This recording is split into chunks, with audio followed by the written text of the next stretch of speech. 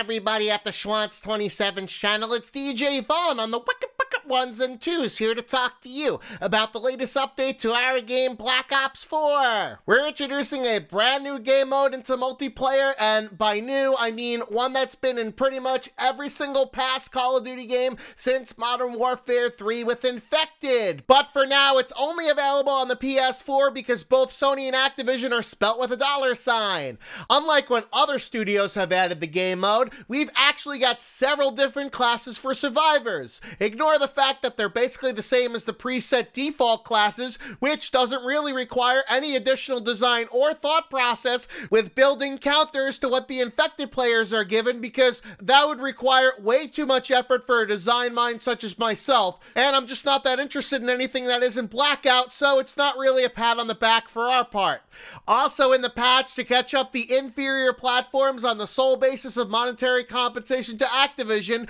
the Alcatraz map is now available in Blackout for the VCR and the PC. Well, not exactly the PC, because of course the patches never come out on time for that platform that's already got the out-of-life cycle treatment only 4 months after launch. So if you don't want to play the normal Blackout mode because it's too slow and campy due to its single life nature, then play Alcatraz because it's basically the TDM form of a battle royale mode without the suspense of having only one life to live and accruing better loot as the game goes on from down players when people are constantly respawning on top of you with fuck all to drop. Oh, and of course, since we are Treyarch after all, we can't release a patch without pissing off the community, so we removed duos from Blackout instead of Hot Pursuit since there isn't enough player population to keep all of these modes available at all times, but we just released a hotfix to put duos back into the main Blackout mode so you can now stop tweeting us angrily. Now on to the changes for all platforms. In League Play, the mode that was 5 months too late finally now has skill divisions so you could show off your EP for the only competitive shooter game that's actually played with the inferior input device of a controller. Top 50% is called competitor, so someone that actually plays the mode more than once should fit in this category because everybody needs a trophy, right? Advanced is top 20%, expert is top 15%, elite is top 13% because we calculated the paltry number of players actually doing the ranked mode and decided that an echelon that would make sense, like top 10% or even top 5%, wouldn't give enough players feeling like they're special like their mom told them they were, so we just did what any bulldozer parent would do. We just simply lowered the bar to entry. Then at the top 2% is Masters, which is actually twice as big as most normal top ranks in other competitive games because self-esteem. Also, for CWL game variants only, the specialist weapon cooldowns now only progress based on score, which is probably how it should be in all game modes, but we're restricting it to only competitive modes because window lickers shouldn't be able to get overpowered abilities for doing abso-fucking-lutely nothing. There are also changes to the normal multiplayer part of the game, aside from Infected being introduced. In the bare bones playlist, the manual heal recharge time was reduced from 7.3 seconds down to 5 seconds because with no stim shot gear, it didn't feel like past Call of Duty experiences in terms of healing, which might be due to our decision to keep in manual healing and the health at both 150 and 27 instead of 130 for core and hardcore respectively.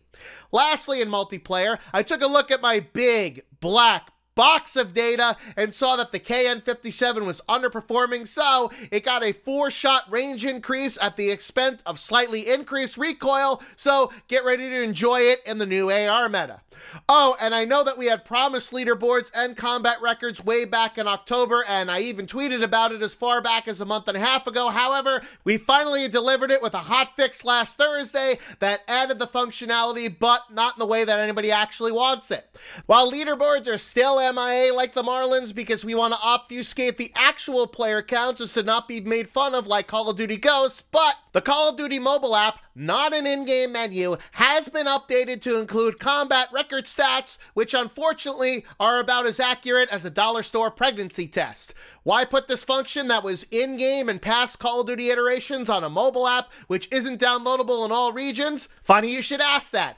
First, as another fellow Activision Blizzard employee asked at BlizzCon, do you people not have phones? Second, we, as always, looked at the usage data for the in-game combat record, and it seems that not that many people actually used it because it was supposedly buried deep in menus in spite of it being only 2 clicks away, when the solution to this problem would normally be to make it more accessible in-game instead of relegating it to a completely separate mobile app that you need to, in order to check your stats, put down your controller, pull out your phone, start up the app, potentially log into it, then scroll over on the menu tab to actually check your stats. Based on my quick maths that I just did in my head for this calculation, it actually seems like there are more steps now than there were in the past, thus destroying the rationale for it being buried deep in menus for people who do not actually use it. Third, we wanted to keep you always connected to the world of Call of Duty because it wasn't enough to make this game your part-time job to earn all of the items in the contraband stream and beyond. It needs to be the only thing in your life because I'm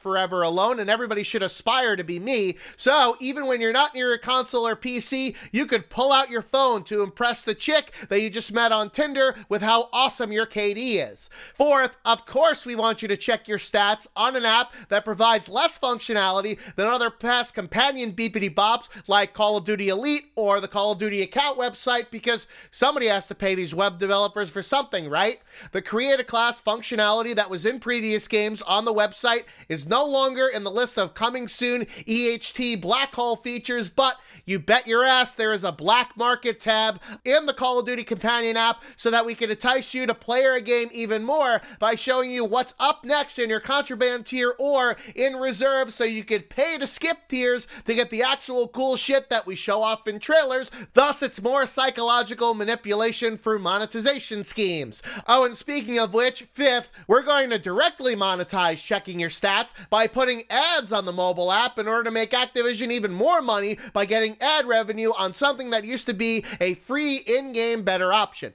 Wait, what? People are showing screenshots with the recommendation that players use something called the Hardline perk, which isn't in our game, but was in past Call of Duty games, because in Black Ops 4, there's the ComSec device piece of gear, not a perk, that lowers score streak values, but is basically useless because score streaks are supercalifragilisticexpialidocious compared to the free on a cooldown specialist abilities and equipment. Well, no wonder why we put this companion app update on hold for 6 months. I guess everybody here at Treyarch, not just the game developers, can't code worth a shit.